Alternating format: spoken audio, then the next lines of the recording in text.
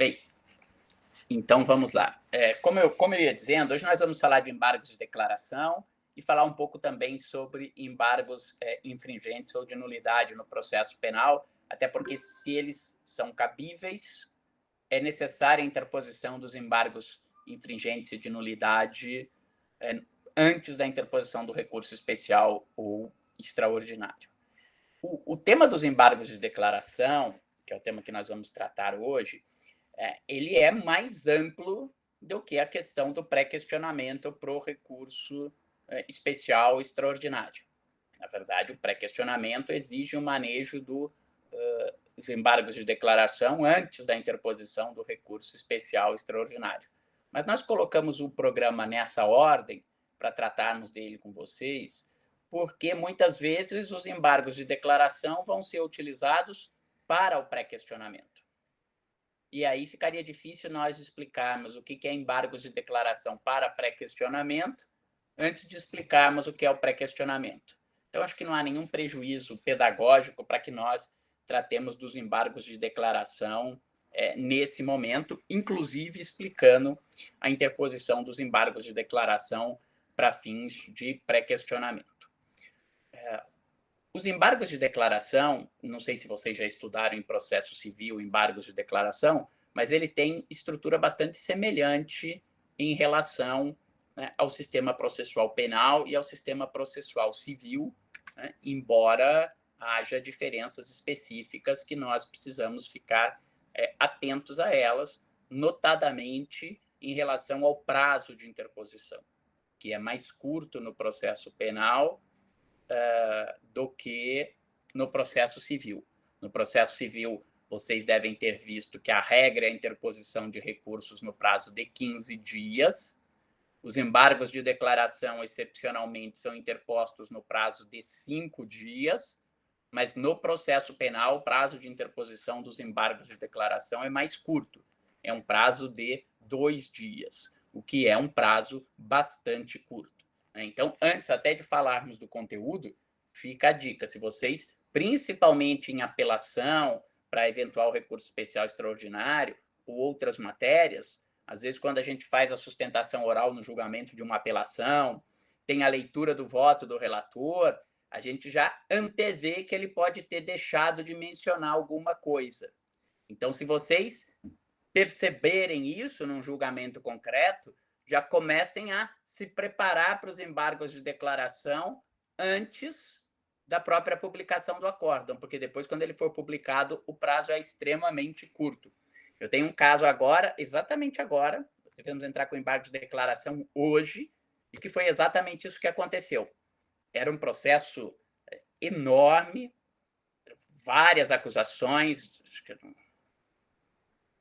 7 tráficos de drogas, 5 lavagens de dinheiro e associação para o tráfico de drogas.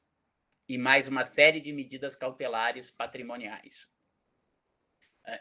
Processo enorme, que eu digo, é enorme mesmo. Assim, nós entramos na fase recursal, as alegações finais em primeiro grau tinham 930 páginas, o que eu acho que é um exagero total, mas, enfim, os advogados da época levantaram 10 ou 12 questões preliminares de nulidades, mais a questão de mérito, etc.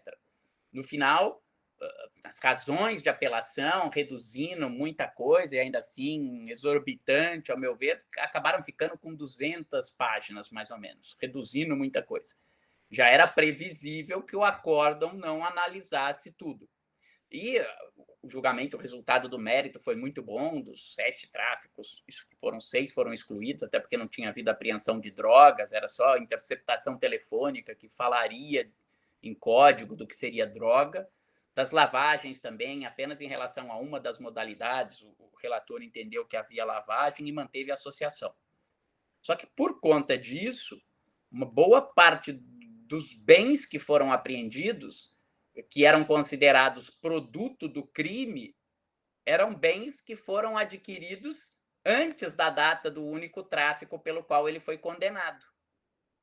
E não foi mencionado, e a sentença declarou o perdimento desses bens.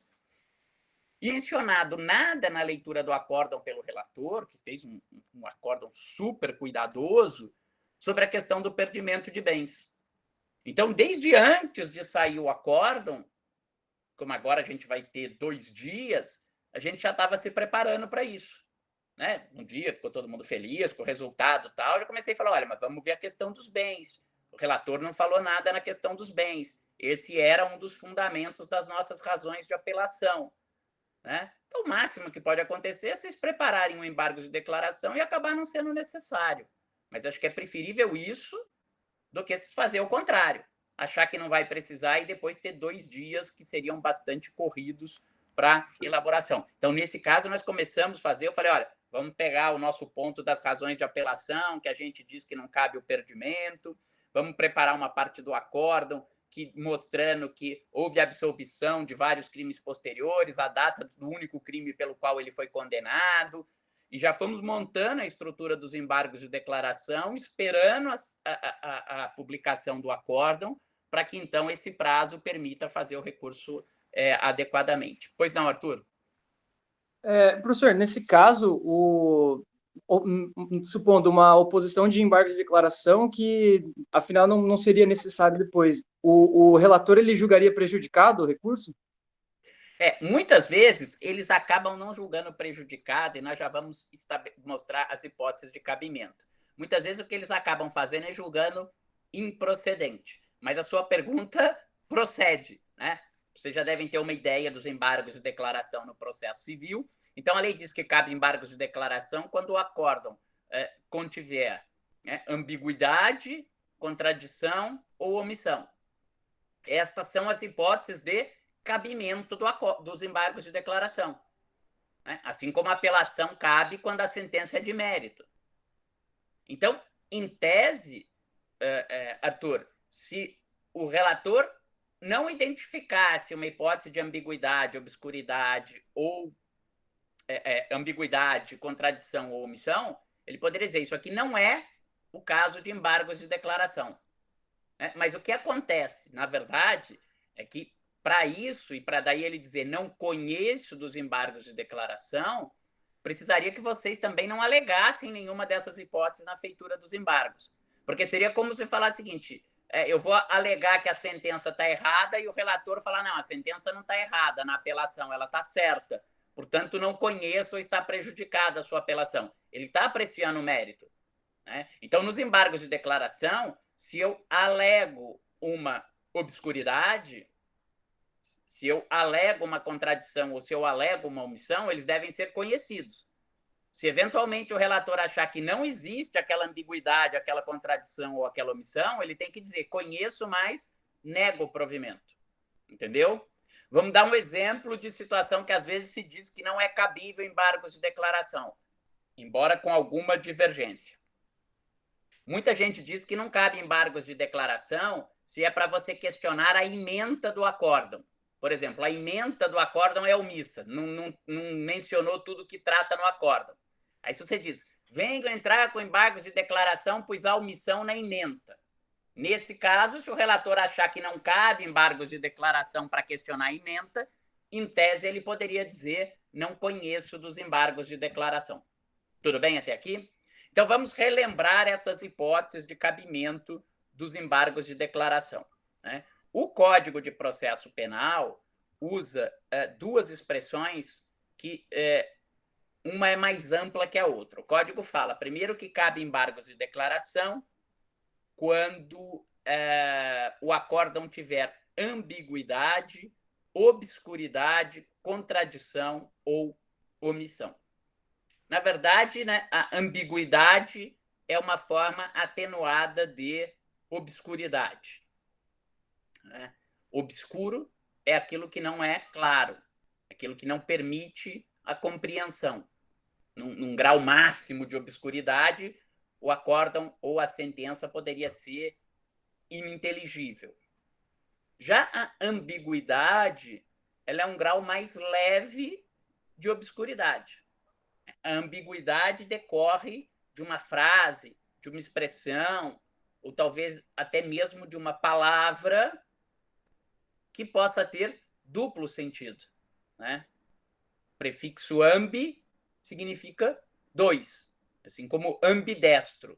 Ambiguidade é uma falta de clareza por haver dois sentidos possíveis para uma determinada expressão.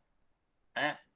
Então, nesse caso, caberiam os embargos de declaração, né? Por ambiguidade ou por obscuridade.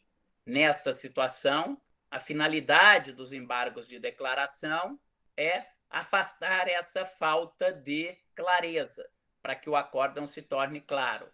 Obviamente que se vocês estiverem alegando uma ambiguidade verdadeira, o acórdão tem duplo sentido em alguma frase, expressão ou palavra, a solução será eliminar um desses dois sentidos e deixar claro entre aqueles dois sentidos qual o sentido que vocês mencionaram. Tá certo? Nós vamos ver que a ambiguidade normalmente ela é menos gera uma extensão menor dos efeitos dos embargos de declaração. A segunda grande situação que permite a utilização dos embargos de declaração é a hipótese de contradição. Né? A contradição, ela significa a existência de duas frases, dois sentidos incompatíveis entre si, né? Logicamente antitéticos. E aqui é preciso atentar que normalmente se aceita o cabimento dos embargos de declaração se essa contradição for entre fundamentos do acórdão. Eu posso ter um fundamento contraditório com outro fundamento. O juiz vai dizer, por exemplo, que o álibi está provado, mas também diz que há prova suficiente de autoria delitiva. Então, você vai dizer, bom, os dois fundamentos são incompatíveis. Se eu provei o álibi, eu provei que ele não estava no local do crime no momento da prática delitiva. Ele estava num outro local. Então, não dá para eu dizer que há prova de autoria delitiva. Eu posso ter também contrariedade entre o fundamento do acórdão e o dispositivo do acórdão.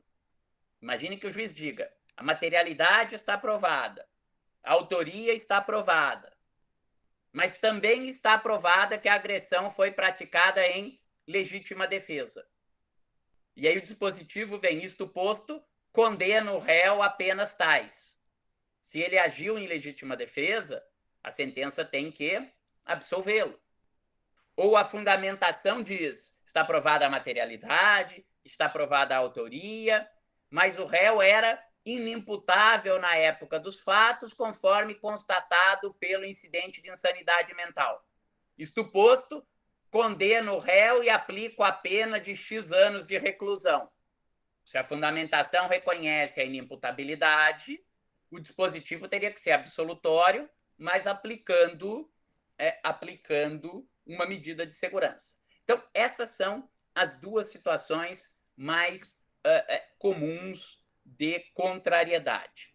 Há quem aceite também os embargos de declaração por contrariedade com a ementa do acórdão. E me parece que deve ser aceito os embargos de declaração. Porque nós vamos dizer o seguinte: olha, mas talvez se eu for ler o conteúdo do acórdão, dê para perceber que não ficou faltando, que não há essa contradição. Mas nós sabemos que hoje em dia as pesquisas, muitas vezes, até porque quando você faz busca por palavras-chave, etc., elas se localizam ou elas se valem das ementas dos julgados. As ementas hoje têm um grande papel e uma grande importância. Então, se houver uma contradição entre a ementa e o corpo do acórdão, me parece que deve ser aceito também os embargos de declaração. O que os embargos de declaração não se prestam é você alegar uma eventual contradição entre o que foi decidido no acórdão e a prova dos autos. Ou seja, o vício da contradição tem que estar no próprio ato decisório que vocês estão impugnando. Seja ele uma decisão interlocutória, seja ele uma sentença, seja ele um acórdão. Se você quiser alegar uma contradição entre o que está no conteúdo do acórdão e a prova dos autos, isso é uma matéria típica de apelação e não de embargos de declaração. Eu, por exemplo, entendo que a prova dos autos, no máximo, geraria uma dúvida e que, portanto, o réu deveria ser absolvido. Mas o juiz analisou aquela prova e disse: não há dúvida, está provado cabalmente o crime e isto posto condeno. Essa é matéria para eu arguir em apelação. Não é matéria para eu arguir em embargos de declaração. Eu poderia arguir em embargos de declaração se o juiz dissesse algo do tipo: há dúvida, mas na dúvida ele põe um dispositivo condenatório. Aí eu poderia dizer: o acórdão é contraditório. Se lê na fundamentação, o juiz diz que ficou na dúvida. Se a regra de julgamento do processo penal é indúbio pro réu e o juiz profere um discriminatório, salvo se ele lá desenvolver toda uma teoria dizendo que para ele, na dúvida, por exemplo, sobre uma excludente de ilicitude, o ônus da prova era do réu, etc., etc., que aí vocês vão ter que atacar isso em recurso especial extraordinário, mas aí não caberia. Mas fora daí, não pode entrar com embargos de declaração para questionar contradição entre o corpo do acórdão e algo que esteja fora, notadamente a prova do processo. Tá bom? Duas situações, agora que eu vou mencionar, que vale para omissão e valeria para contradição. Que talvez, em tese, não seria exatamente matéria para os embargos de declaração, mas que tem se admitido a interposição de embargos de declaração. A primeira delas é quando há contradição entre o acórdão e o resultado do julgamento. Tá? Então, vamos supor que, por algum motivo, né, o julgamento era lá por 2-1 absolutório. E venha lá um acórdão que diga a turma por unanimidade absolveu. Ou que seja, a turma por 2-1 condenou. Vamos imaginar que um relator tenha mudado de voto ao longo da sessão e por algum erro tenha sido diferente o resultado da votação com o acórdão. Até porque muitas vezes o relator prepara o voto, traz o voto por escrito, né? E não só não é demeritório, como acho que é profundamente louvável, se ele mudar de posição. Pode ser que seja pela sustentação oral, seja pelo voto dos outros membros daquele colegiado, ele acabe mudando de posição, mas eventualmente mande o voto lá que ele tinha preparado por escrito antes, sem refletir esse julgado. Vejam que tecnicamente, nesse caso, não há exatamente uma contradição no acórdão em si. Vamos pensar numa hipótese de julgamento colegiado. O acórdão está lá, coerente. Há uma divergência entre a realidade do que aconteceu e o acórdão. Mas tem sido admitido, nesse caso, a interposição dos embargos de declaração. E aí eles terão que conferir com a chamada tira do julgamento, que é um resultado do julgamento, que é só o que é proclamado na hora. Hoje, com as gravações da sessão, ou se a sessão é taquigrafada no Supremo Tribunal Federal, normalmente, ou no STJ, tem notas taquigráficas da sessão, aí verificando com o que foi declarado nas notas taquigráficas. Mas, nesse caso, se houver contradição entre o resultado do julgamento e o que constou do voto, tem sido admitido também a interposição de embargos de declaração. Tá bom? A segunda situação, e que ela é relativamente comum no caso de habeas corpus, é uma situação muito específica de nulidade da sessão de julgamento, que em tese também não deveria admitir embargos de declaração. Mas como seria uma forma de você alegar uma nulidade absoluta, os tribunais têm aceito. Qual é essa situação? Também muito específica e que acaba sendo uma contradição com o que está fora do voto. O habeas corpus, quando nós formos estudar habeas corpus, vocês vão ver, né? O habeas corpus, pela ideia de celeridade, de proteção da liberdade de locomoção, etc., o habeas corpus, diferente de outros julgamentos, de outros recursos, ele não tem que haver publicação da pauta de julgamento. Então, se você vai julgar uma apelação, se você vai julgar um recurso especial, um recurso extraordinário, embargos infringentes, etc., antes da sessão de julgamento é publicado a pauta de julgamento, todos os recursos que serão julgados. E você é intimado que o seu recurso está na pauta de julgamento para a sessão da semana seguinte, por exemplo, ou daqui a 15 dias. No habeas corpus, isso não é necessário. Então, o que acontecia? O advogado que interpôs o habeas corpus, depois que o recurso estava no gabinete do relator, foi para parecer da procuradoria e voltou com parecer, a cada sessão ele podia levar o seu recurso na mesa, na véspera, e pôr em julgamento. Então, você ficava mais ou menos bloqueado. Toda sessão seguinte, você tinha que se preparar para ver se ia julgar ou não. Aí você ia para a sessão, ele não trouxe nessa sessão, doutor. Aí você ia na outra sessão, ele não trouxe nessa sessão, doutor. Hoje, quando é por videoconferência, você ainda fica no seu escritório, né? Mas, poxa, antigamente você tinha que sair, ir para o tribunal, chegava lá com antecedência, etc.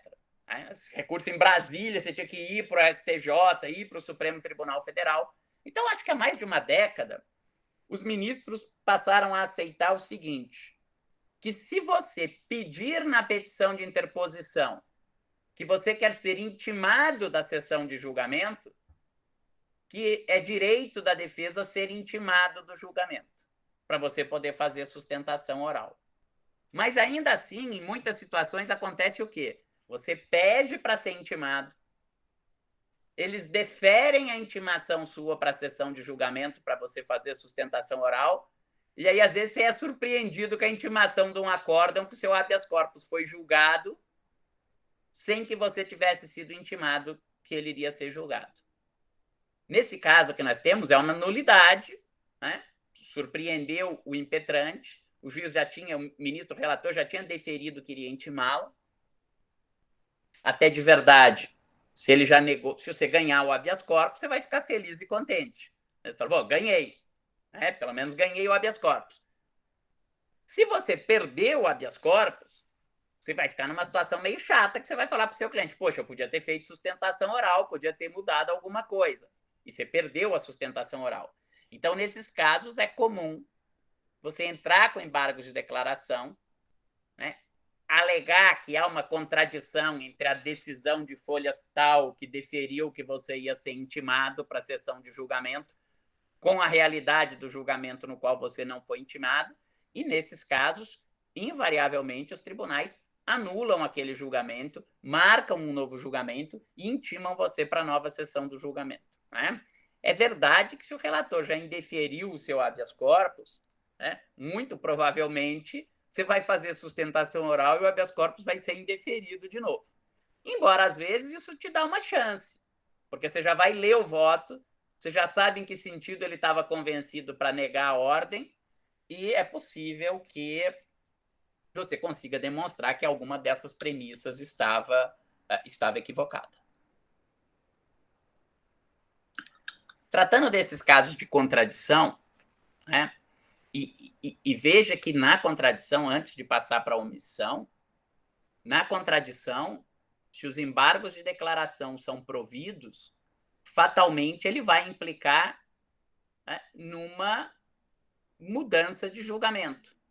Porque se é contraditório, vamos imaginar que a fundamentação estava no sentido absolutório e o dispositivo veio isto posto condeno.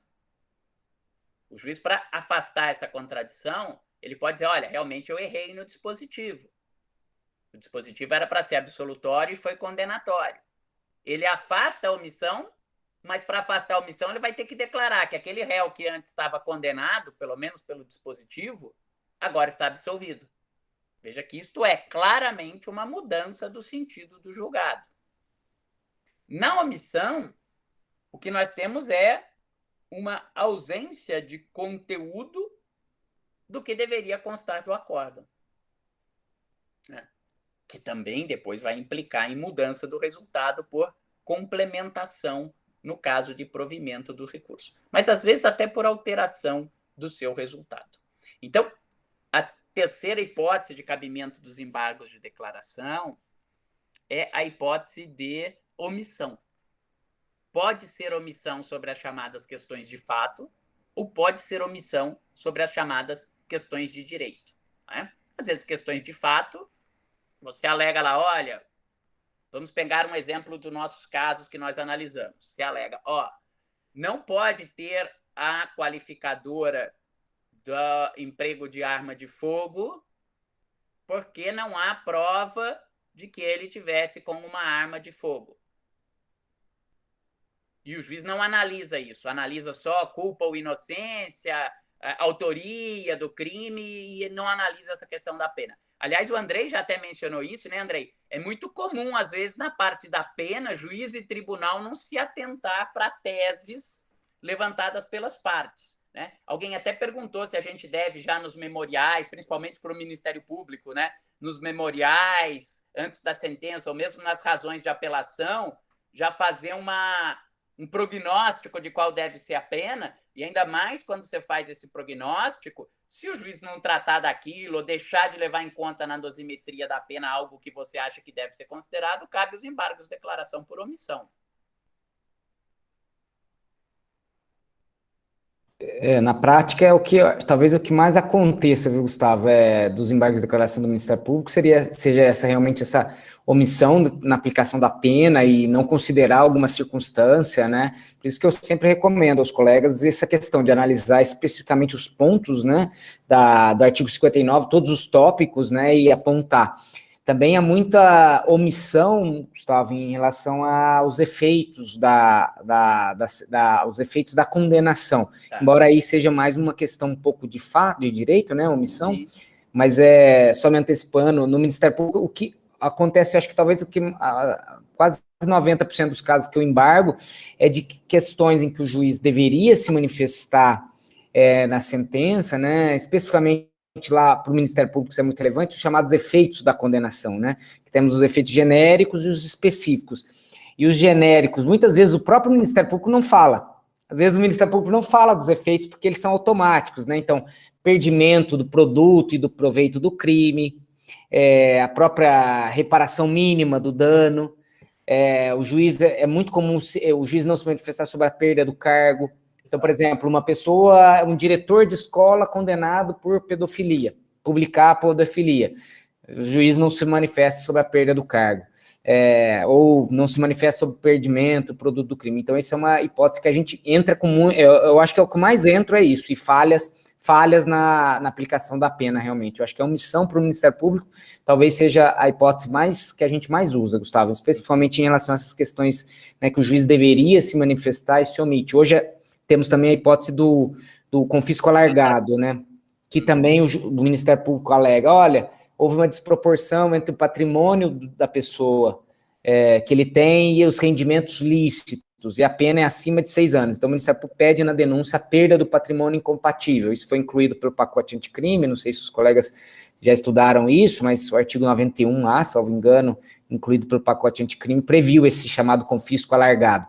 Então, essa é uma hipótese também que o juiz tem que se manifestar, e se ele não se manifesta, é cabível os embargos também de declaração. É bem comum isso, né, Gustavo? Deixa eu aproveitar, Andrei, até te perguntar, a gente fala um pouquinho de confisco alargado para eles, que é um tema desses outros efeitos, só apenas relembrando, mas vocês têm entendido, o Ministério Público tem entendido que o confisco alargado pode ser aplicado retroativamente em relação à data do crime?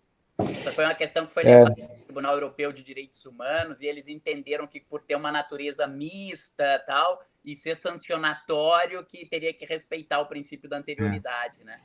Esse realmente, eu não tenho, até onde eu conheço, não tem uma posição ainda institucional, Gustavo. Eu realmente acho que a tendência da jurisprudência é entender que seria só para os fatos posteriores, né, à lei.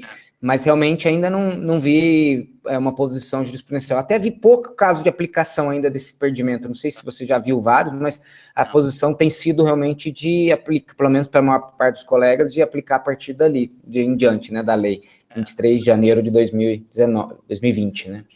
Então, relembrando para vocês, quer dizer, nós vimos, e foi lá bem no nosso comecinho do curso, quando tratamos da chamada ação civil ex delito, que a sentença penal condenatória também possui efeitos extrapenais, efeitos civis. O mais comum é o dever de reparar o dano, e a partir da reforma de 2008, a lei prevê que o juiz pode fixar já um valor mínimo de reparação do dano na sentença.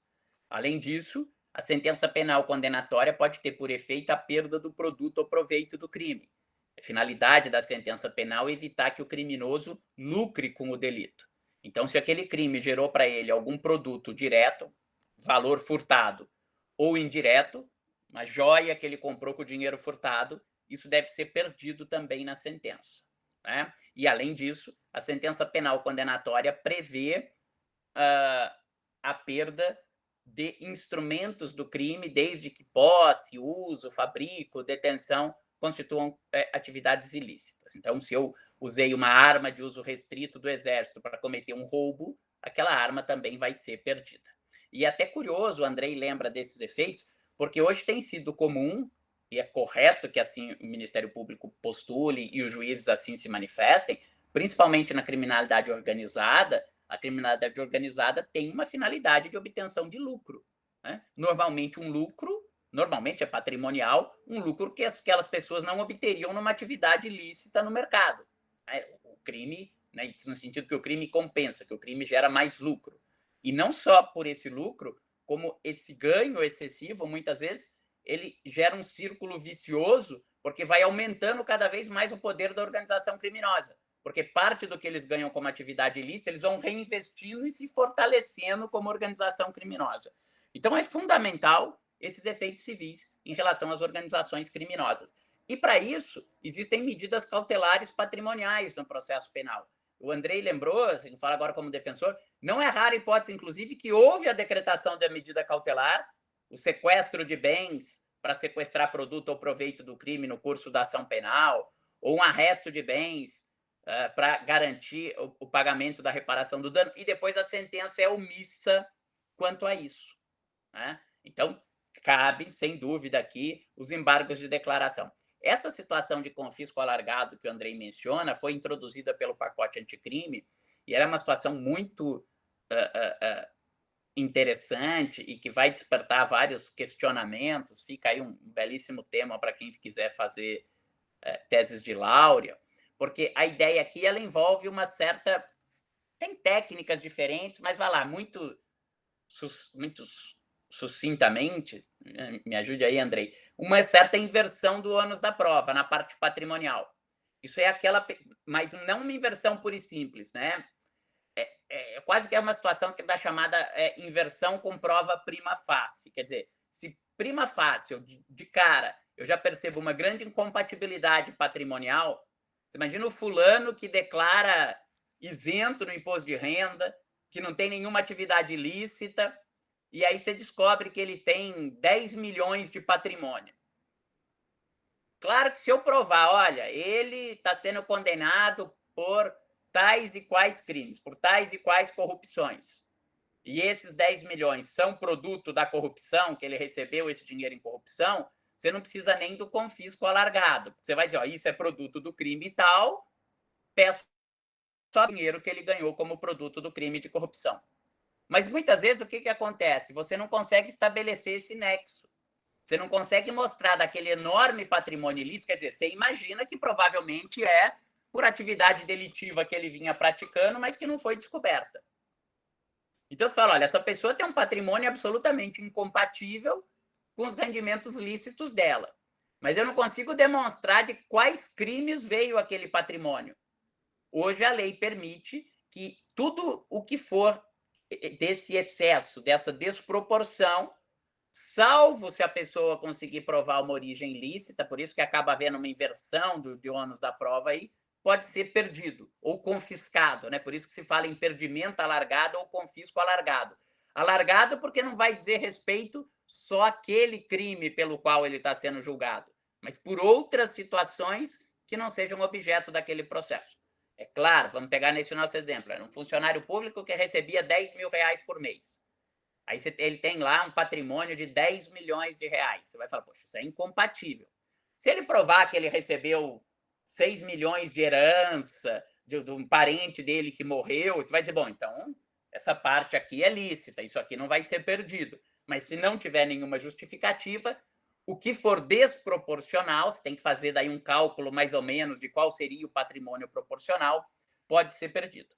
E aproveito, Andrei, que você falou nisso, antes de eu falar de uma outra hipótese de erro material, aqui também uma questão para a defesa, que do lado da defesa, né, até porque você vai ter daí um trânsito em julgado para o Ministério Público, etc., muitas vezes, quando você percebe essa omissão, não é uma boa estratégia você entrar com os embargos de declaração, porque vai ser dar oportunidade para o juiz corrigir a sentença. Então, dou 2 exemplos meus agora sobre o lado da defesa, né? O juiz falou, tais bens são produtos do crime, ou há indícios veementes que são produto do crime, por isso decreta o sequestro de bens. O sequestro é ao longo da ação penal. Quando vem a sentença condenatória, se ele entende que está provado que aquele bem é produto do crime, o que ele faz, como o Andrei disse, em relação aos efeitos civis? Decreta o perdimento daqueles bens na sentença. Isso é um efeito civil da sentença penal, mas é um efeito que tem que constar da sentença, tem que ser declarado na sentença. Tá? Ou o funcionário público que vai perder o cargo, que também tem que ser declarado na sentença. Se o juiz não fala nada, eu, como defensor, se eu embargar, eu estou dando uma chance para ele corrigir aquela sentença. Né?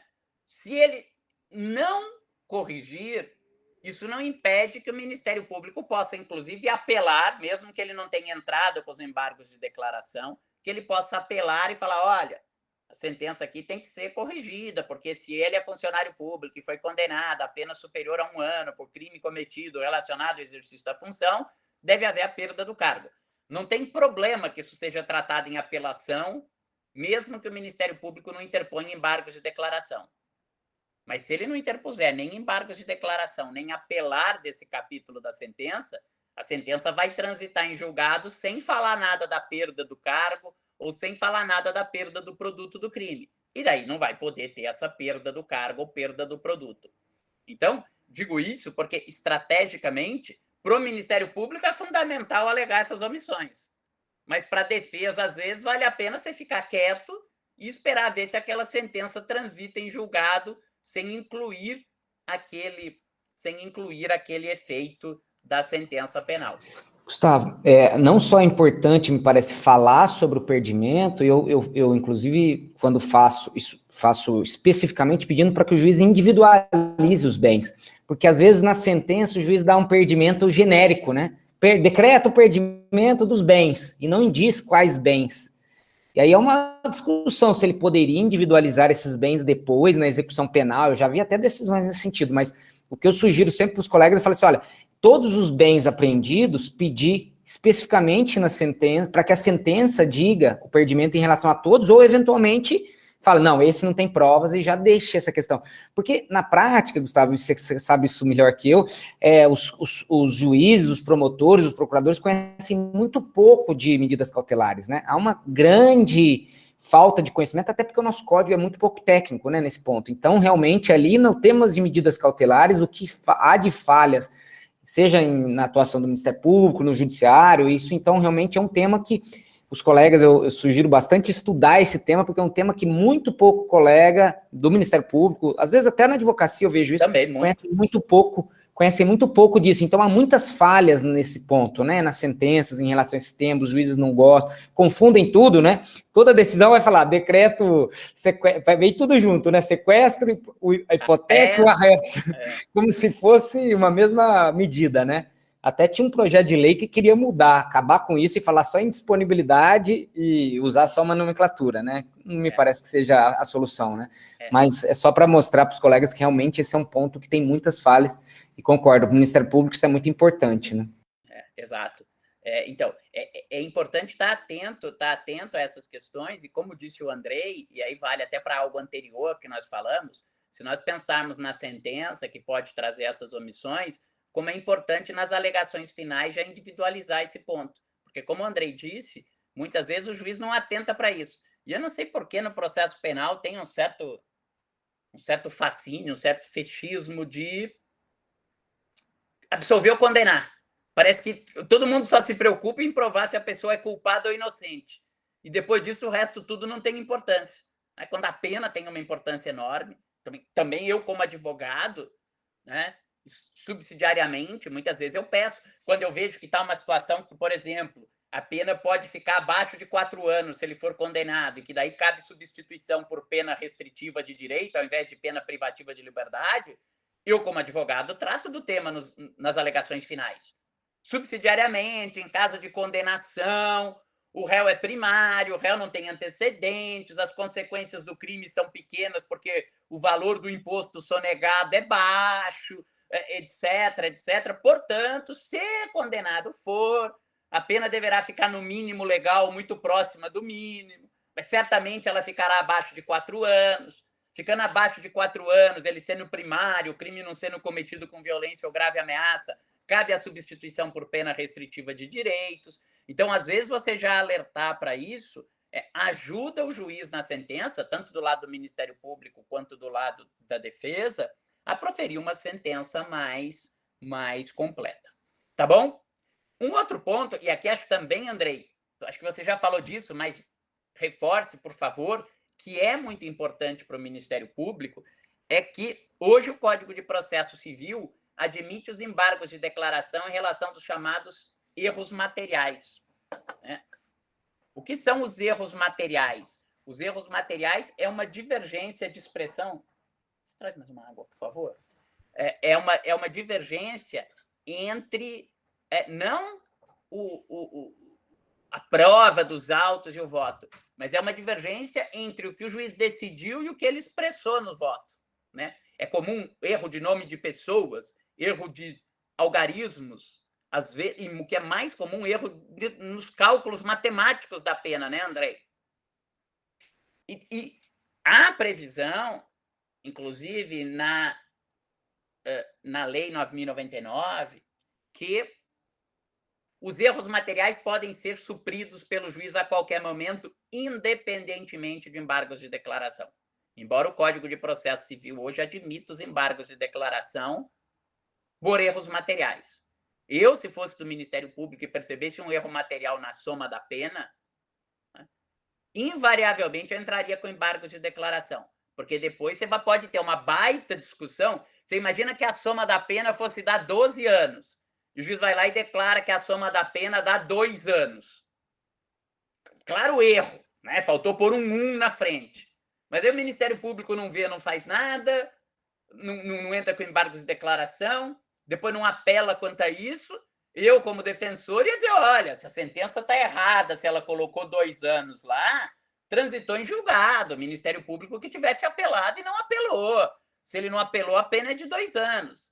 E aí, como você tem aí o favor-rei no processo penal, etc., e essa é uma nulidade contra o réu, tem uma súmula do Supremo Tribunal Federal, a súmula 160, que diz que no processo penal não pode ser reconhecida nulidade, ainda que absoluta, contra o réu, se não foi arguída no recurso do Ministério Público. Então, o Ministério Público, num caso desse, pode passar por maus bocados depois e ter que ter uma série de discussões sobre trânsito em julgado, etc., se houver um erro material desse e ele não interpuser os embargos de declaração, por erro material, normalmente de soma de pena ou algo que o valha. Isso é bem comum mesmo, Gustavo. A gente, muitas vezes, os colegas também do Ministério Público não se preocupam muito com a pena, né? Condenou, acaba não fazendo essa análise. E realmente há muito erro, realmente soma, de cálculo de majorante. Até veja, há muito pouca discussão sobre até a forma da majorante. Como é que você calcula as majorantes? Você calcula um terço sobre a pena base, aí se você vai aplicar mais um terço, é sobre a pena base ou sobre a pena aumentada? Tem várias discussões que podem interferir no resultado, né? E os colegas praticamente tratam muito pouco disso. E realmente, eu tenho muito medo de decisões que afirmem isso, né? De que transitou em julgado e não é possível mais mudar em prejuízo da defesa. Então, realmente, esse é um ponto que eu chamo muita atenção para os colegas e eu tento fazer esses cálculos, porque realmente isso acontece com muita frequência, Gustavo. Eu até estava pesquisando jurisprudência, já vi decisões dizendo que não seria possível retificar nesse caso. Embora haja também no outro sentido, né? Mas realmente é um ponto que vale a pena, para o Ministério Público, sem dúvida, não vale a pena correr esse risco, né? Tá vendo, ministro Barroso? A minha Siri também entra no meio aqui, não é só a dele, a minha Siri também é jurídica, que o Andrei estava falando, a Siri deu uma intrometida aqui. Mas o Andrei tem toda a razão. Vamos lá. Agora, falando corretamente. Não me parece que um erro material desse, claro, evidente, deva impedir a rediscussão. Como advogado de defesa, eu iria dizer, não pode, não sei o quê, trânsito em julgado. Mas é claro que o réu deve ter alguns benefícios no processo penal, de dúvida, de não sei o quê, afinal de contas, a liberdade é que está em jogo, mas o processo penal não pode ser uma corrida de obstáculos ou ter um monte de armadilhas contra uma decisão justa. Né? Num caso desse, quando me parece claro e evidente, é diferente. Eu estou discutindo se deve ter uma causa de aumento de pena e ela deve ficar em 1/3. O Ministério Público está dizendo que ela deve ficar em 2/3. O juiz analisa lá qual delas deve ser aplicada, 1/3 ou 2/3. Não chega a ficar muito claro na sentença. A sentença vem com 1/3. Numa situação dessa, eu posso até dizer, olha, acho que ele fixou a menor. Se o Ministério Público queria 2/3, deveria ter apelado, etc. É um tema que está lá meio controvertido. Você poderia até achar que o juiz colocar... Agora, quando ele erra na soma de pena, na soma não é tão comum, mas, olha, fração de pena, isso que o Andrei falou, aumenta de 1/3, aumenta de 1/6, principalmente quando não dá conta exata, né? 3 anos, aumenta de 1/3, fica fácil, né? Não precisa ser um gênio da matemática para saber o resultado que dá. Mas aquelas causas de aumento, que aí vai ficar 4 anos, 8 meses e 20 dias e não sei o que e tal, essas muitas vezes acaba errando. O que o Andrei falou aí, que é um ponto discutido, é quando eu tenho mais de uma fração de aumento. Né? Se eu levo em conta a pena base ou levo em conta a pena já com a causa de aumento. Então, eu tenho lá aumento de 1/3, sei lá, pelo emprego da arma de fogo e mais 1/3 por não sei o quê. A pena foi fixada em 3 anos. Eu vou aumentar o primeiro 1/3, ela vai para 4. E daí o segundo 1/3, eu já vou considerar os 4. E aí ela vai para 5 anos e 4 meses.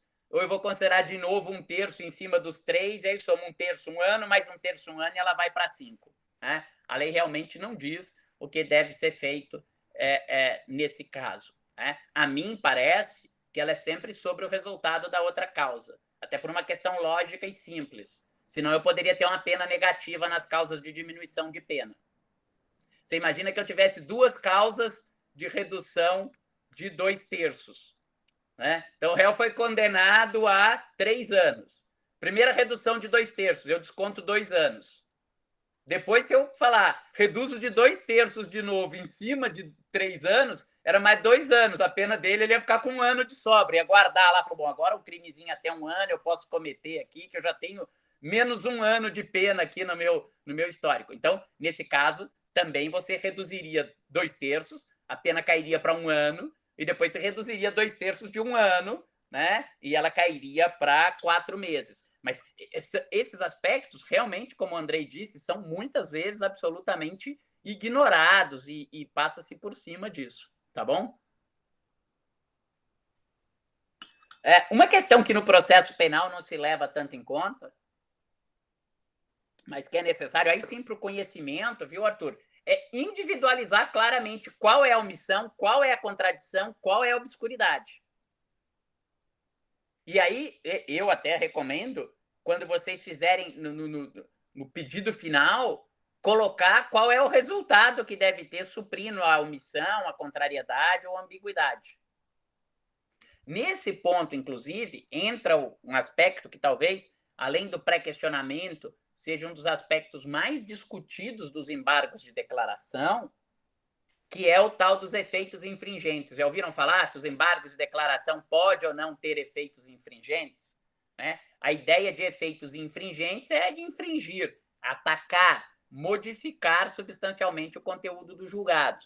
Então, normalmente se diz, e está certo, os embargos de declaração não podem ter efeitos infringentes.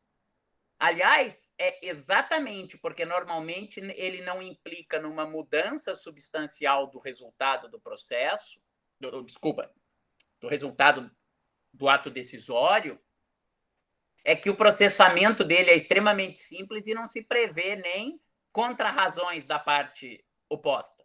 Então, se o Ministério Público entra com embargos de declaração, o Código não prevê contra-razões da defesa. Ou se a defesa interpõe embargos de declaração, o Código não prevê contra-razões do Ministério Público. A ideia de não precisar ter contra-razões é, já que não vai mudar nada muito substancial, julga sem a parte contrária se manifestar. Né? Mas nem sempre é assim. Principalmente nos casos de contradição e de omissão, na medida em que eu afasto a contradição e a omissão, muitas vezes haverá efeitos infringentes. E esse efeito infringente, como consequência lógica, pode existir, sim. Na medida do estritamente necessário para eu corrigir o erro. Então, imaginem vocês o seguinte: o juiz faz na sentença toda uma fundamentação para condenação e depois vem no dispositivo e diz: isto posto, absolvo. Aí o Andrei vai lá e entra com embargos de declaração e fala: olha, contraditória a sentença. A fundamentação é toda para condenação e o dispositivo é absolvo. Essa é a contradição entre fundamentação e dispositivo.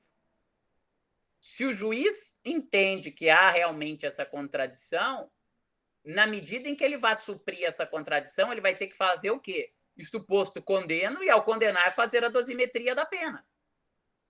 Porque é a consequência lógica dele afastar aquela contradição. Isso pode? Claro que pode. Pode e deve.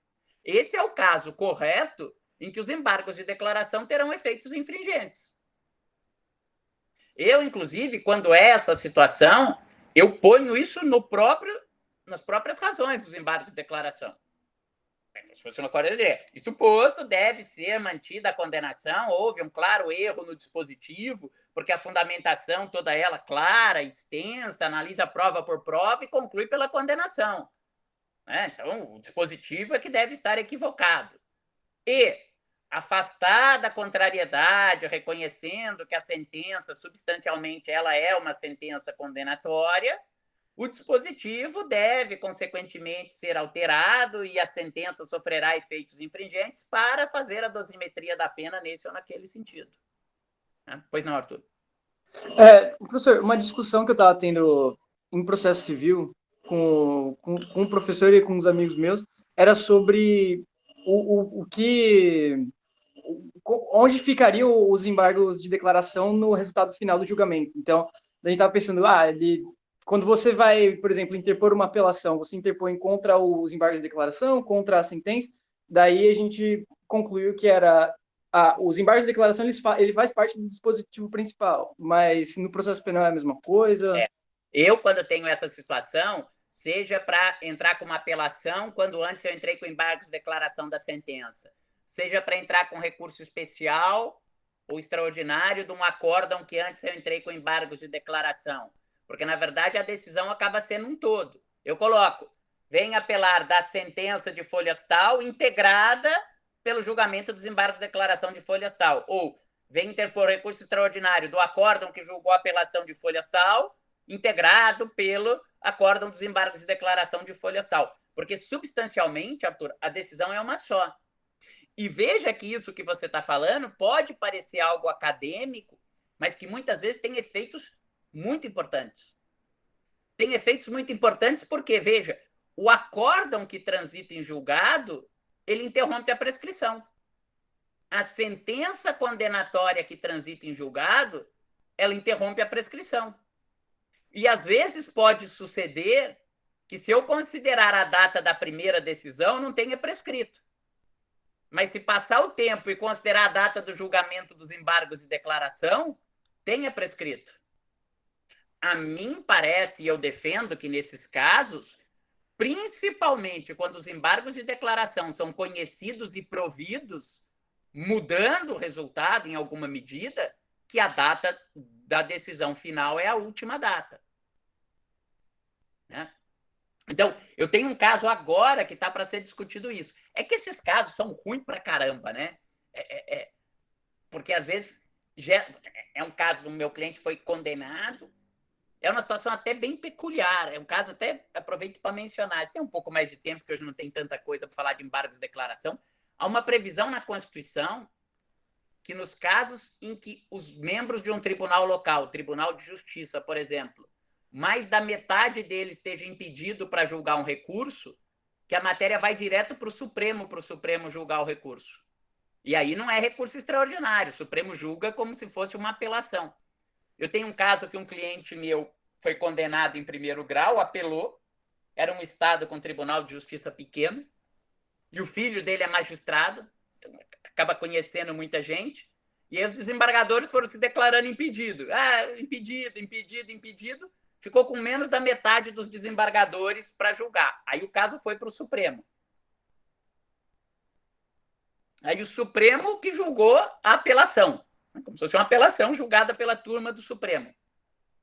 E o que aconteceu nesse julgamento? E eu acho que a gente vai ganhar. E é exatamente o caso. Se fosse antes na data que julgou o acórdão, não estaria prescrito por dias, 3, 4 dias. Um dos ministros da turma entendeu que havia uma nulidade. Aquela nulidade de quando tem... Foi o seguinte, tinha um delator, e no dia que o delator foi interrogado, esse meu cliente estava sem advogado nos autos, tinha destituído tal, e naquele dia ele estava sem advogado. Né? E reconhecido que você pode fazer perguntas para o delator, tal, a defesa arguiu a nulidade. Um dos ministros da turma reconheceu essa nulidade. Então, ele reconheceu a nulidade, o voto dele era nulo o processo desde o interrogatório para baixar, para fazer novo interrogatório do delator e continuar. Mas a maioria não reconheceu essa nulidade. E aí, a maioria se formou no sentido condenatório e passaram a fazer a dosimetria da pena. E houve divergência na dosimetria da pena. Esse ministro não votou a pena. Ele falou, olha, se eu acho que o processo é nulo, eu não vou votar a pena. Mas o Código de Processo Civil tem uma regra que toda vez que eu tiver questão preliminar, o que é vencido na questão preliminar vota na questão sucessiva. Faz parte do colegiado. Eu achei que era nulo. O colegiado não achou que era nulo. Eu vou votar, então, se ele deve ser condenado ou absolvido. Bom, eu votei que era para ele ser absolvido, mas o colegiado achou que ele deve ser condenado, vou votar na dosimetria da pena. E não é porque eu acho que ele deve ser absolvido que eu tenho que fixar a pena mínima. Pode ser que ele sendo condenado tenha qualificadora, tenha causa de aumento de pena, tenha etc. Então, nesse caso, aí nós entramos com embargo de declaração dizendo, olha, o acordo não está incompleto. Esse ministro tem que valorar a pena. Inclusive porque a pena ficou por 2-1. Tem um ministro que votou uma pena mais baixa. Portanto, se a pena da dosimetria dele for mais baixa, pode prevalecer essa pena reduzida ao invés da pena maior, que por 2-1, foi 2-1 porque na época o ministro Celso de Mello não votou, estava ausente justificadamente da sessão. Então, veja, nesse caso, Arthur, o que vai transitar em julgado?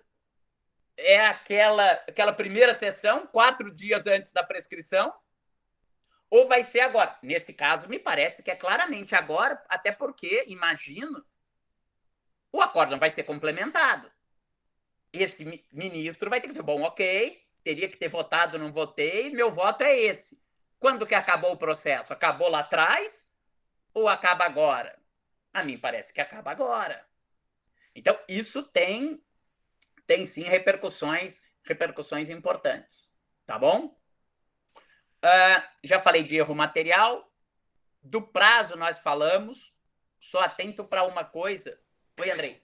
Eu só queria, acho que é importante fazer a distinção entre erro material e erro evidente, né, Gustavo? É. Que acontece bastante, né? Às vezes o juiz não é um erro material, porque não é um erro de cálculo ou uma expressão do julgamento, mas ele se baseia numa premissa fática equivocada, né? Falou, testemunho, não houve, eu tive um caso assim uma vez, não houve interrogatório presencial e como foi feito por videoconferência, anula o processo. E aí, na verdade, era um caso em que tinha havido realmente interrogatório por videoconferência, mas o juiz depois, para evitar nulidade, fez o interrogatório presencial. Então, a premissa fática era equivocada. Ou seja, tinha realmente havido interrogatório presencial. Então, nesse caso, me parece que, embora não seja igual a erro material, me parece que tem se admitido esses casos, né? Também embargos de declaração nesse caso, né, Gustavo? Eu admito no erro evidente, até acho que no manual eu não trato disso, porque é uma questão mais complexa, mas no meu manual de recursos eu digo que cabe no caso de erro evidente. Só para esclarecer para vocês, não há nenhuma controvérsia fática no erro evidente. É diferente se eu estiver falando, não aconteceu isso, o outro falar, aconteceu aquilo. Vamos pegar esse meu caso. Tá lá, o termo constou, presente o defensor fulano de tal, mas o advogado não assinou o termo. Aí você poderia estar discutindo, mas o advogado estava presente, o advogado não estava presente, aí não é erro evidente. O que o Andrei fala, e às vezes acontece isso, né? Situações claras de um erro evidente nos autos do processo. Ninguém vai disputar aquela premissa. É só aplicar as consequências da premissa. Aí também se admite embargos de declaração.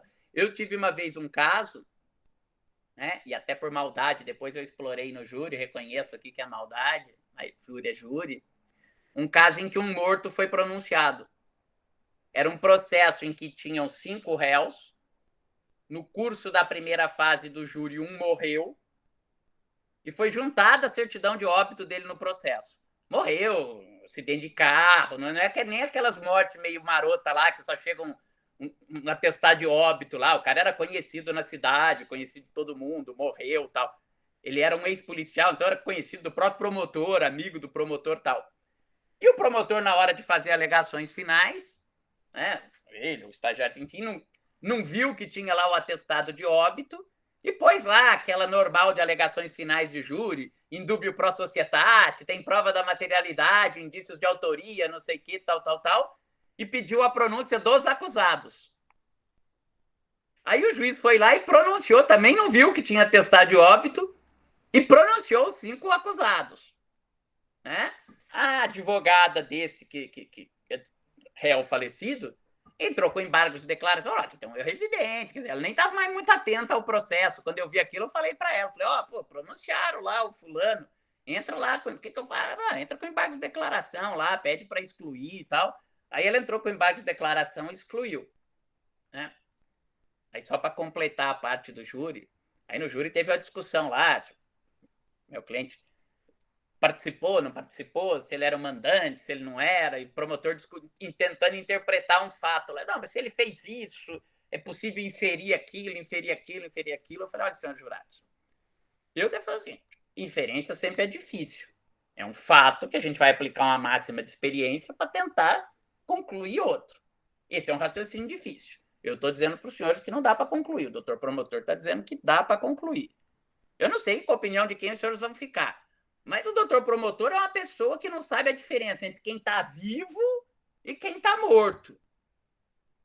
Então, acho que não é a melhor. E ele, não acredito que você era meu amigo, não acredito que você vai usar isso contra mim no júri. Ele falou assim para o jurado. Eu falei, o senhor não sabe? O senhor pediu aqui para pronunciar um morto, então o senhor não sabe o que é vivo, o que é morto. Como é que o senhor vai saber inferência do que o outro pensou, não sei o que e tal? Júri tem dessas maldades. Né? Por isso que eu acho que júri não serve para fazer justiça. É gostoso, é um teatro bacana, tal. Você tem que se preparar muito, mas não é exatamente um instrumento para legitimar o poder de punir estatal. Falo agora, retomo só, e depois quero falar umas palavrinhas sobre embargos infringentes. Retomo o que nós dissemos agora, então, em relação ao pré-questionamento. Né?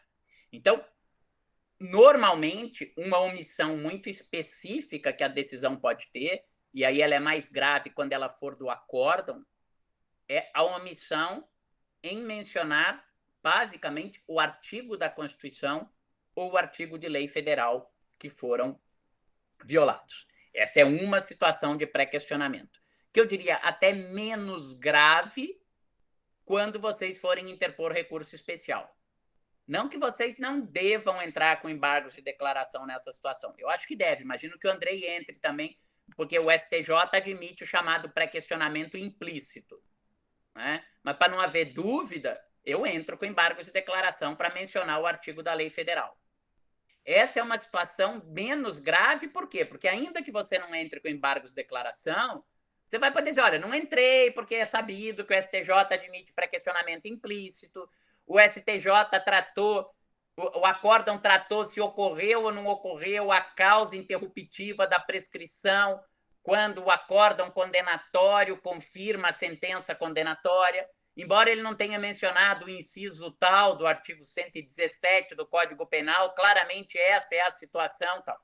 É possível fazer isso. Mais grave é aquela situação em que vocês pré-questionaram a matéria nas razões de apelação e o acórdão se omitiu em tratar a questão.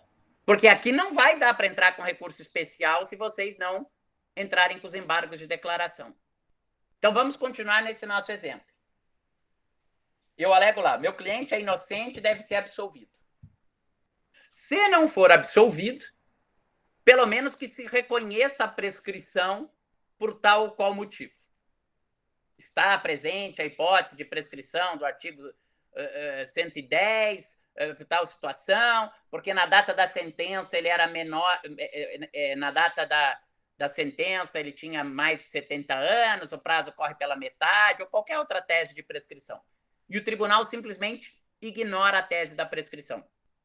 Não trata da tese da prescrição. Julga se é culpado ou inocente, diz que é culpado e condena. Eu tenho uma matéria para recurso especial aí, que é a matéria da prescrição. Mas o tribunal não é que ele tratou da prescrição, mas não mencionou o artigo de lei. O tribunal não analisou a tese da prescrição. Então, este acórdão substancialmente não está analisando a prescrição. Se não está analisando a prescrição, não dá para eu subir com recurso especial. Então, nesse caso, os embargos de declaração são fundamentais. Eu vou ter que entrar com os embargos de declaração e falar, olha, tribunal, já que você afastou a tese da absolvição, você tinha que ter analisado a tese da prescrição e não analisou. Ao analisá-la, deverá reconhecer que está prescrito, porque aqui incide o artigo tal do Código e incide o artigo, não me lembro de cabeça, 115, 116, que diz que o maior de 21 na data do fato e o menor de 70 na data da sentença, o prazo prescricional corre pela metade. Você não analisou esse artigo. Em analisando, aí eu colocaria nos meus embargos de declaração. Inclusive, devem ser dados efeitos infringentes, porque analisando essa tese, suprindo a omissão, deve ser declarada a prescrição. Aí vai lá que o tribunal vá lá, analise e diga, não, eu entendo que aqui não tem prescrição por isso ou por aquilo.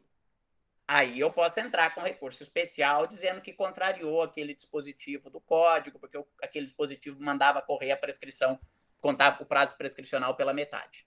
Tá bom? Então, na primeira situação, a tese foi tratada no acórdão, mas não foi mencionado o artigo.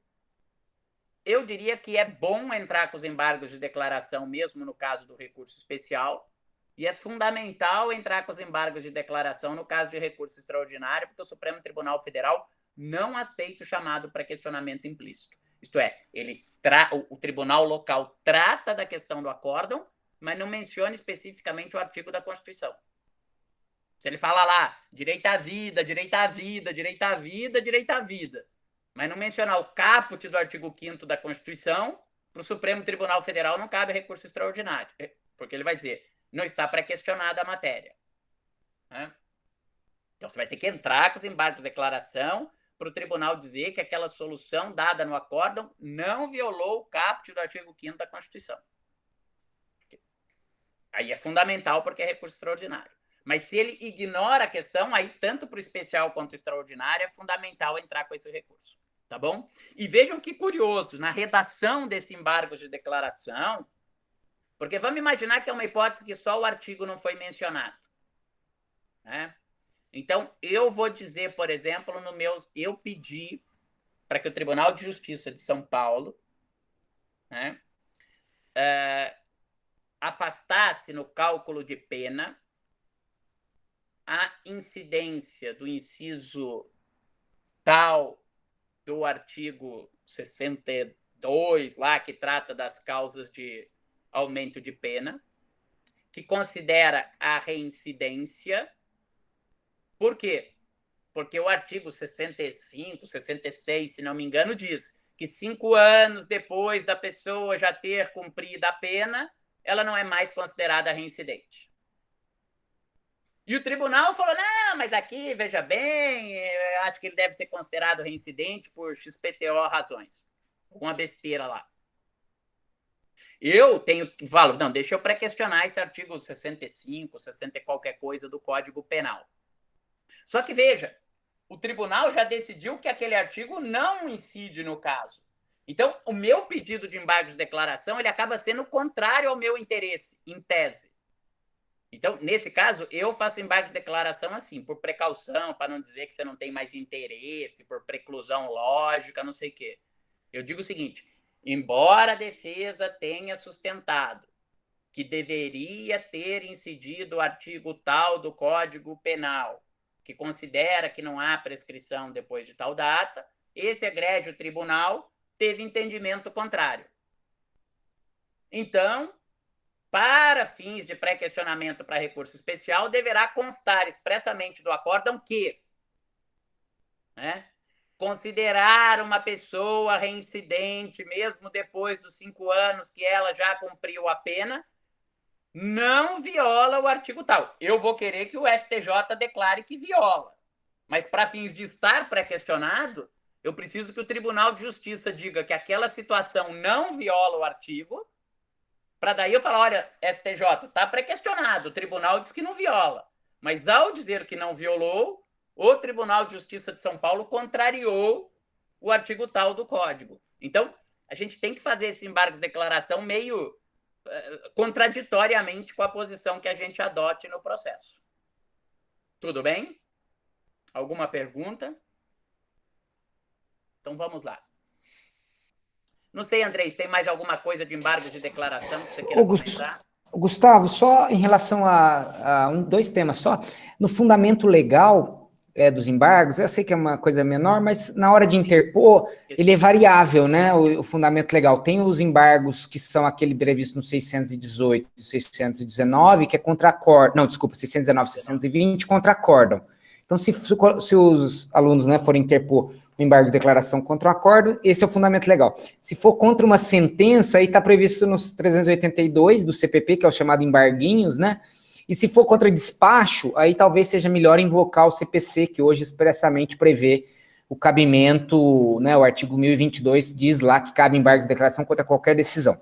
Só em relação até, com base até pegando um gancho com a pergunta do Arthur, os embargos de declaração, ele interrompe o prazo, hoje se entende assim, né, para os outros recursos, e é importante mesmo que ele não seja conhecido, né, então mesmo que o tribunal não conheça dos embargos de declaração, salvo se for intempestividade, então mesmo que ele não conheça, em regra vai interromper o prazo do outro recurso, né, então vamos dizer, eu interponho embargos de declaração, o juiz diz, não conheço esses embargos porque não tem omissão, interrompeu o prazo para eu interpor a apelação, ou seja, começa a contar de novo o prazo para interposição de apelação, que no processo penal são 5 dias.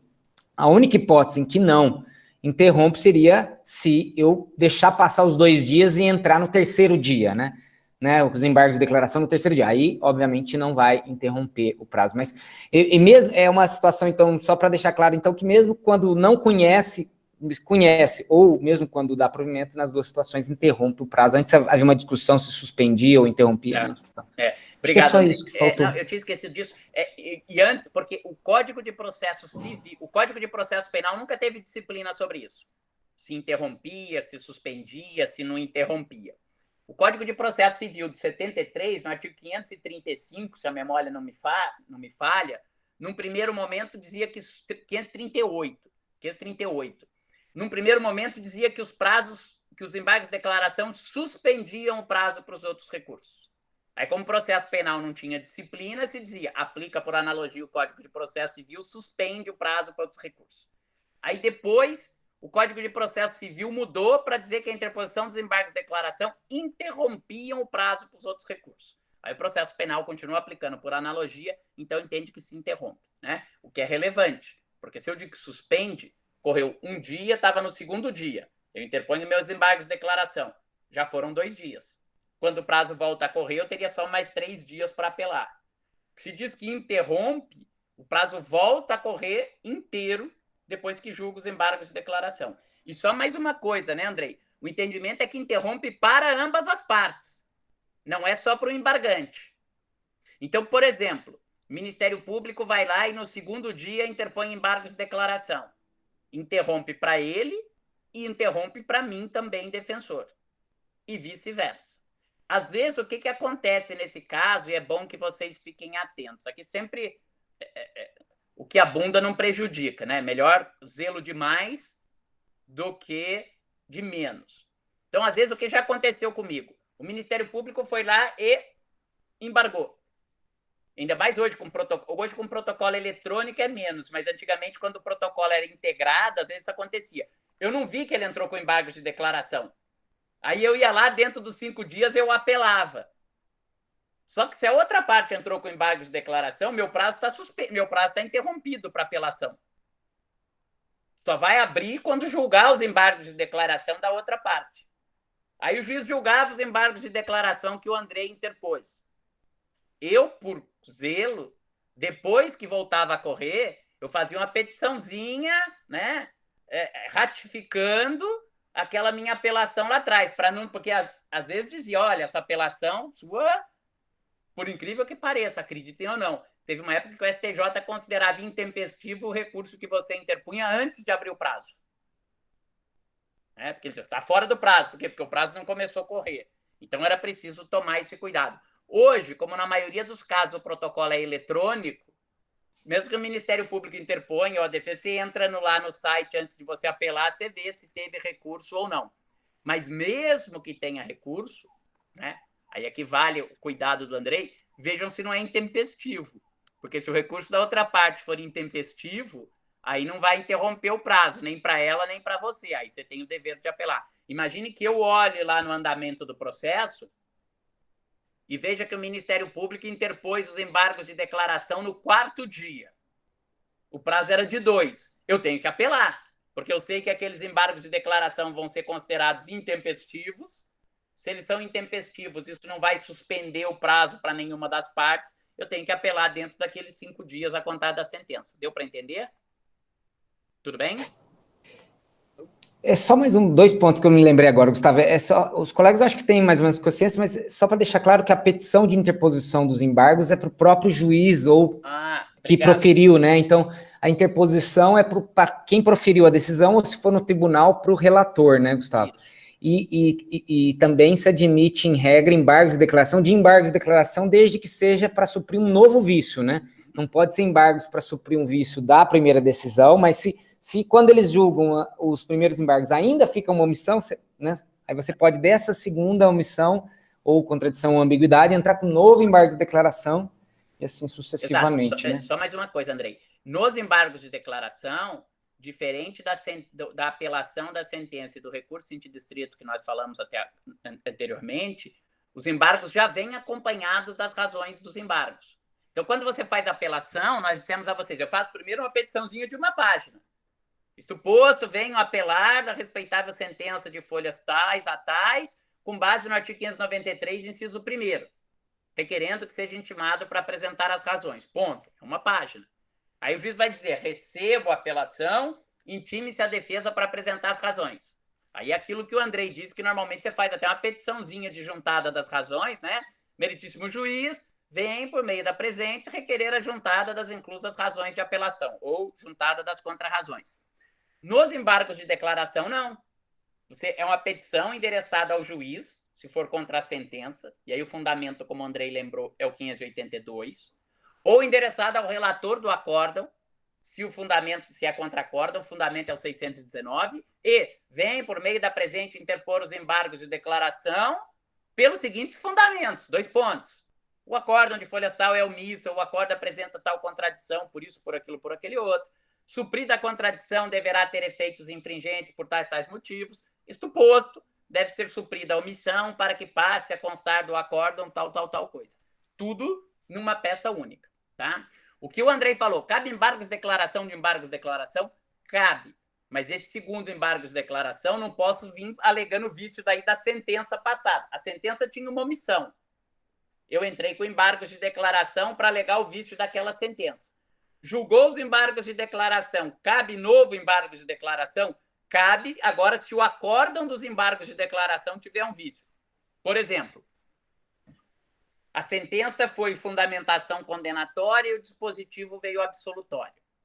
Aí o Andrei vai lá, entra com embargos de declaração e fala, olha, ela contém uma contradição, ela deveria ser condenatória. Nesse ponto, inclusive, ela deve ter efeitos infringentes, porque Vossa Excelência deve condenar e fazer a dosimetria da pena nesse sentido. E, ao condená-lo, aplicar o efeito civil da condenação da perda do cargo. Aí vem o juiz, profere, julga os embargos de declaração procedente, afasta a omissão, a contradição, condena o réu e fixa a pena, mas não fala nada da perda do cargo. Esses embargos, a decisão dos embargos de declaração tem uma omissão, porque se ele condenou o fulano, que era funcionário público acima de 1 ano tal, ele teria que se pronunciar sobre a perda do cargo. Aí o Andrei vai entrar com embargos de declaração dos embargos de declaração, porque ele vai dizer, olha, a decisão dos seus embargos de declaração contém uma omissão. Qual omissão? Você condenou acima de tanto e não se pronunciou sobre a perda do cargo. Pode, porque aí é para suprir a omissão da própria decisão dos embargos de declaração. Mas não daria para ele vir suprir uma omissão lá da sentença, porque daí ele já teria que ter feito nos primeiros embargos de declaração. Deu para entender? Tudo bem? Ok. Eu queria falar alguns minutinhos agora para vocês, não vai ter peça, nada, mas mencionar, até porque isso é importante para o recurso especial extraordinário dos embargos infringentes. E porque vocês não têm mais embargos infringentes no processo civil. Né? No processo penal, existe também um recurso de embargos infringentes. Esses embargos infringentes são recurso exclusivo da defesa. O Ministério Público não pode interpor embargos infringentes. E os embargos infringentes são cabíveis quando houver uma decisão não unânime contra o acusado. Né? O professor Dinamarco, lá quando ele comentava a reforma e que supriram lá no processo civil, né, mudaram um pouco os embargos infringentes em 94, que eles tinham também, falava que aqui é uma lógica futebolística. Né? Pensem por que é lógica futebolística. O juiz vai lá, por exemplo, e condena o acusado. 1 gol para condenar. Estamos num período ótimo para falar de futebol. Meu São Paulo foi campeão ontem. Coitado, meu filho de 14 anos virou para mim e falou assim, na sexta-feira, pai, como que comemora um título? Dureza para os São Paulinos, hein? Antes que alguém faça a piada, eu mesmo já faço. Então, a sentença foi um voto contra. Aí vai para o tribunal julgar a apelação, 2 desembargadores votam, a sentença, por exemplo, era absolutória. O Ministério Público apela, 2 desembargadores votam para condenar e 1 desembargador vota para absolver. O professor Cândido falava, se eu somar o voto da sentença com esse, dá 2 para absolver, com 2 para condenar, então está empatado, eu tenho que ter embargos infringentes. Na verdade, a ideia dos embargos infringentes é que, se há uma divergência entre os julgadores, isso já mostra que a hipótese não é uma hipótese tão clara, tão evidente. Então, a ideia é que eu possa ampliar a turma julgadora para verificar se aquela divergência tem sentido ou não. Né? Aqui em São Paulo, por exemplo, as apelações e os recursos em sentido estrito são julgados por uma Câmara que ela é composta por 5 desembargadores. Mas na Câmara, normalmente, votam apenas, no julgamento da apelação e do recurso em sentido estrito, votam apenas 3 dos 5 desembargadores. Então, por exemplo, vota o desembargador A, o desembargador B e o desembargador C. O D e o E não votam aquela apelação. Mas se eu entrar com os embargos infringentes, Aí ele vai ser julgado por 5 desembargadores. Aqueles que não votaram irão votar e vão ser o relator e o revisor dos embargos infringentes. E aí eu tenho um colegiado maior de 5 pessoas, tá bom? Então, a ideia é ver se prevalece aquela minoria. Então, cabem embargos infringentes quando a decisão foi contra o acusado por maioria de votos e em julgamento de apelação ou recurso interdistrito. Isso é bastante importante. Se um habeas corpus é denegado por 2-1, se uma revisão criminal é denegada por maioria de votos, cabe embargos infringentes? Não. Ele só cabe quando o julgamento é de apelação ou de recurso interdistrito. E, por analogia, no caso de julgamento do chamado agravo em execução, porque eu aplico o procedimento do recurso interdistrito. Tá? O prazo para esses embargos infringentes é um prazo de 10 dias, e os embargos infringentes, semelhante aos embargos de declaração, já devem vir acompanhados na mesma petição das razões dos embargos infringentes. E aqui é importante atentar, vejam bem, qual divergência contra o réu que permite os embargos infringentes? Qualquer divergência. Não é só sobre absolvo ou condena.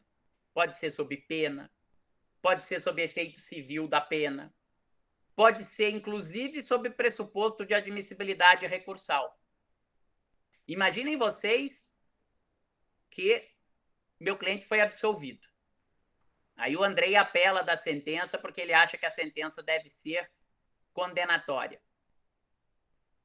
E aí eu vou alegar que o Andrei não tinha legitimidade para apelar daquela sentença porque era uma apelação de uma queixa-crime interposta por um funcionário público federal por difamação relacionada ao exercício da função dele, né? Mas que ele interpôs queixa-crime. Daí, se ele não apelou daquele resultado lá, que condenou meu cliente a uma pena mínima, o Ministério Público não tem legitimidade para apelar. Eu acho que até essa tese é correta, né? Só esclarecendo. Por causa da disponibilidade da ação penal, se ele foi condenado, eu acho que tem legitimidade para recorrer para aumentar a pena. Se ele foi absolvido, é que não tem. Mas, enfim. E aí, 2 desembargadores dizem, realmente o recurso deve ser conhecido, sim, afasta a preliminar de não conhecimento. Mas um relator diz, não conheço do recurso, por ilegitimidade, por intempestividade, por qualquer questão. Cabe embargos infringentes? Cabe embargos infringentes para discutir se o recurso de apelação deveria ser conhecido ou não. Por quê? Porque eu tive um voto favorável. O recurso foi conhecido e eu tinha alegado uma nulidade, um relator votou favorável à nulidade e 2 não reconheceram a nulidade. Cabe embargos infringentes para discutir a nulidade? Cabe embargos infringentes para discutir a nulidade. 2 condenaram e 1 absolvia. Cabe embargos infringentes para tentar fazer prevalecer a decisão absolutória. Os 3 condenaram, 2 fixaram a pena média e 1 fixou a pena mínima. Cabe embargos infringentes porque eu tenho um voto de pena mínima. Os 3 condenaram, os 3 aplicaram uma pena igual média, 2 deles aplicaram o efeito civil da perda do cargo e 1 não aplicou o efeito civil da perda do cargo. Cabe embargos infringentes? Cabe embargos infringentes. Qualquer que seja o voto favorável à defesa vai desafiar embargos infringentes. Tudo bem até aqui? Qual que é a importância desse tema e como que nós ligamos esse tema com recurso especial extraordinário? Vejam, imaginem vocês que eu tenha um acórdão inteiro unânime. Se ele violou a Constituição, cabe recurso extraordinário. Eu tenho um acórdão inteiro unânime. Se eu achar que ele violou a lei federal, cabe recurso especial. Até aqui nada de novo. Só que eu tenho um acórdão que, em parte, ele é unânime. E, em parte, ele não é unânime.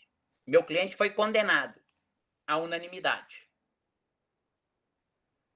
Na dosimetria da pena, 2 desembargadores consideraram que ele tinha maus antecedentes porque ele tinha processos em curso.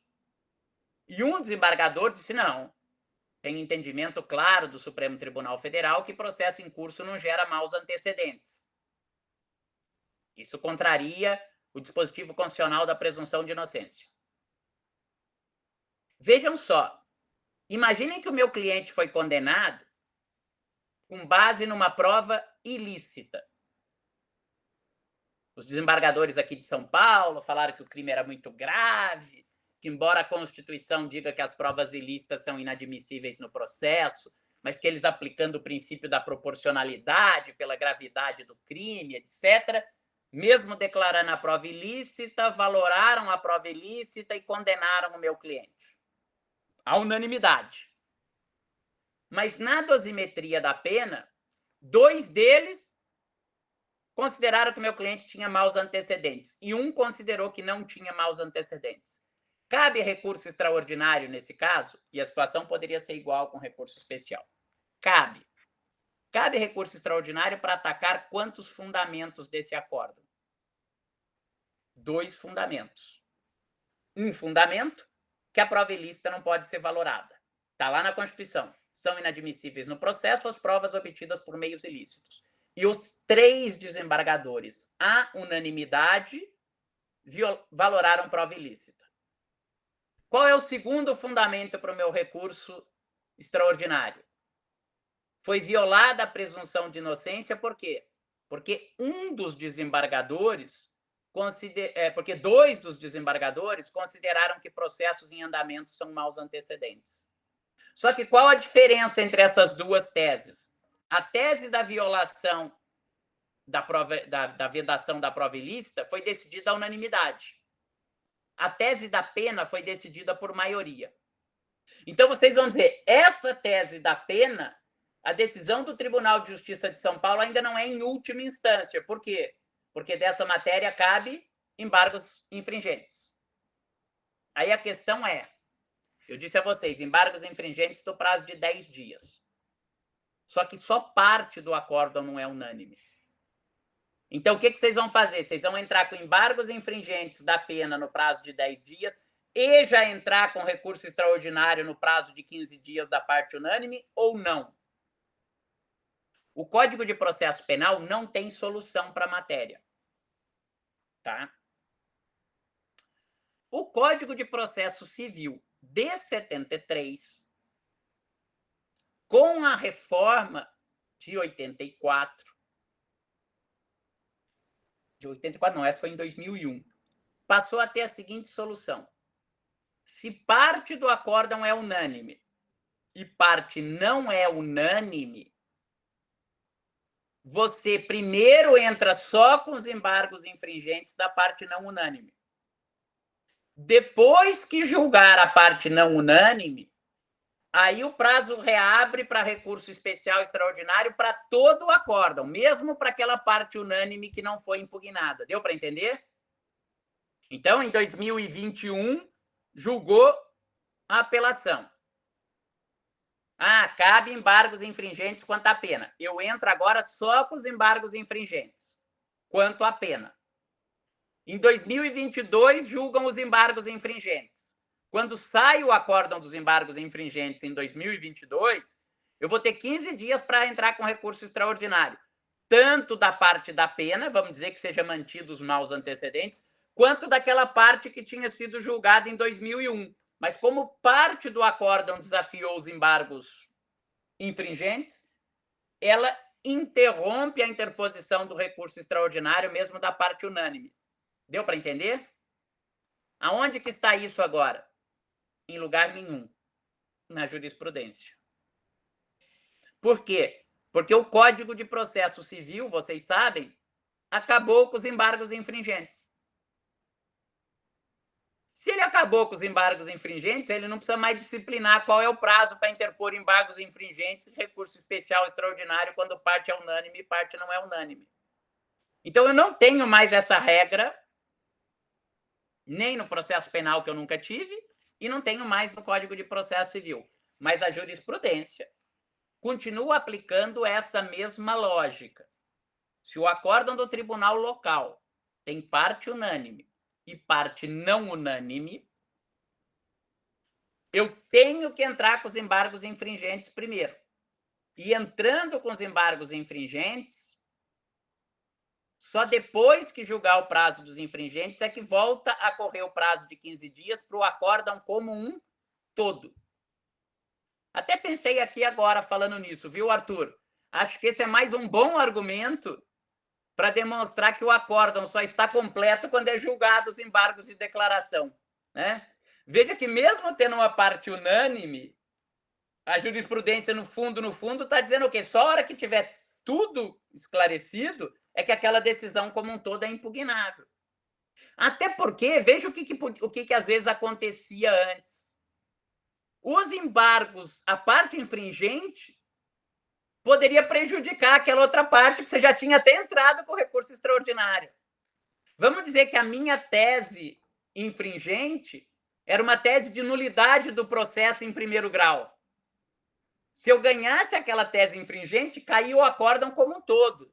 Então, não fazia sentido, realmente, eu exigir que primeiro você entrasse com embargo. Antigamente, eu tinha que interpor os dois recursos. Recurso especial extraordinário da parte unânime e embargos infringentes. E aí, a hora que julgava os embargos infringentes, eu interpunha outro especial extraordinário. E chegavam dois especial extraordinários do mesmo acórdão. Então, isso não vem sendo feito hoje. Pois não, Arthur? Essa lógica é a mesma para o agravo interno contra a decisão monocrática do relator, né? Porque os tribunais superiores, eles pedem o esgotamento das vias recursais e tal, então eu acho que vale a mesma coisa. Tá bom? Tudo bem? Mais alguma dúvida? Ô, Gustavo, só uma dúvida em relação a embargos infringentes. Se o recurso é do Ministério Público apenas, a defesa não apelou, e aí essa questão, por exemplo, surge uma questão de divergência contra a legitimidade do Ministério Público, né? Então, e o tribunal, por maioria, fala que sim. Nesse caso, a defesa poderia embargar, mesmo não tendo apelado? Esse é um tema complicado, né? Vamos supor. Salvo se o acórdão está piorando a situação dela, porque daí ela pode continuar recorrendo, inclusive especial, extraordinária, etc. Então, vamos dar um exemplo. O réu foi absolvido. É claro que eu não recorro da minha absolvição. Está absolvido. O Ministério Público vai lá e apela, falando, não, ele tem que ser condenado, tal. Vamos continuar no meu exemplo. Aí, a unanimidade. Realmente ele é culpado, além da dúvida razoável, condeno. Mas na dosimetria da pena há uma divergência. Eu acho que aí a defesa pode entrar com os embargos infringentes, porque a matéria não está esgotada e surgiu no julgamento de apelação a divergência contra ela. Ele foi absolvido. Aí a unanimidade ele é condenado. E valorando uma prova ilícita. A defesa daí vai ter interesse em entrar com recurso extraordinário para dizer que ela foi condenada com base na prova ilícita. Tá? A situação mais complexa é quando eu passo a ter um interesse subsidiário, que aí o tribunal tem que mandar devolver. Imagine a seguinte situação. Eu vou lá e fui condenado em primeiro grau. Eu apelo e digo, meu cliente deve ser absolvido, TJ. E se ele não for absolvido, na fixação da pena deve ser considerado tal ou qual aspecto, né, para reduzir a pena base. Aí o Tribunal de Justiça vai lá e fala o que do meu cliente? Absolva o seu cliente. Nem apreciou a tese subsidiária da redução da pena. Aí você vai lá e entra com recurso especial ou extraordinário para falar, olha, essa absolvição está errada por tal motivo.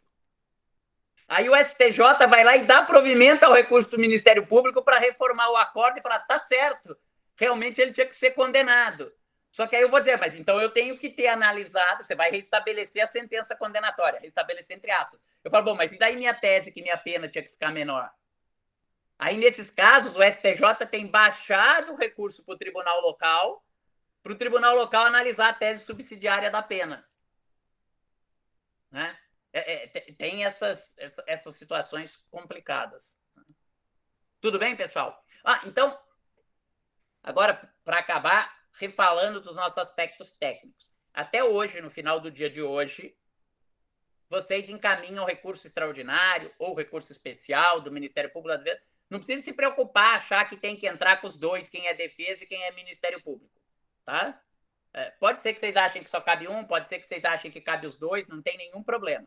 Seja pelo Ministério Público, seja pela defesa, sem problema. Depois, mais simples, nós vamos colocar hoje, e aí peço que vocês... se bem que na próxima aula a gente vai ter bastante embargos, bastante recurso especial extraordinário para comentar, né?